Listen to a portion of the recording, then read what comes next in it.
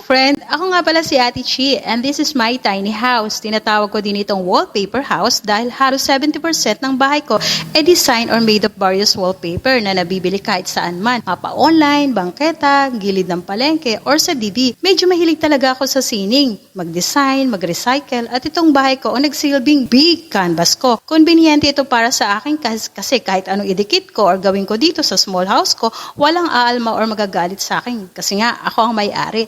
Pero sa totoo lang, minsan naiinis na din sa akin yung mga bagets ko. Binabawi ko na lang sa pagmamahal.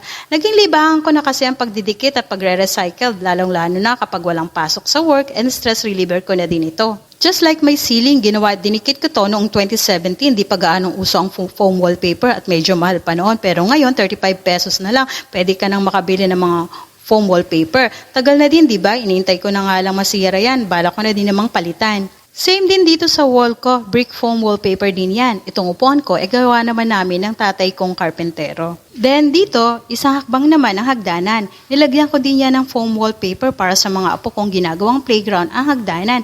Actually, nakapangalawang palit na po iyan. Empre, ang mga apo ko, bukod sa paglalaro, palihim na kinukurot ang mga nakadikit ko dyan. Balak ko naman din yung palitan. Soon. At dito naman, 3 side steps ang aking lababo. May mga makabagong gamit na din akong nailagay dyan. Mga na-order ko sa online at iri naman ang aking small CR. Next time, papakita ko sa inyo kung ano laman ng CR. Isang tumbling pa, ito naman ang aking lutuan. Kita namang wallpaper din yan. PVC oil-proof, waterproof, kitchen wallpaper ang ginamit. Actually, may tiles naman sa likod niyan. Nga lang, di gaanong maganda. At syempre, nangangati talaga ang kamay ng lola na magdikit ng magdikit. About face naman ang aking dining set. Ito, legit na teak wood po ito. Galing pang La Union. Pero itong table, glass po yan. At di nakaligtas sa pagdidikit ko ng wallpaper. So hanggang dito na lang muna tayo. Sana kahit papano, nalibang kayo sa munting vlog ko, sa munti kong wallpaper house. See you next improvement ko dito sa vlog at dito sa wallpaper house. Thank you and God bless. See you soon!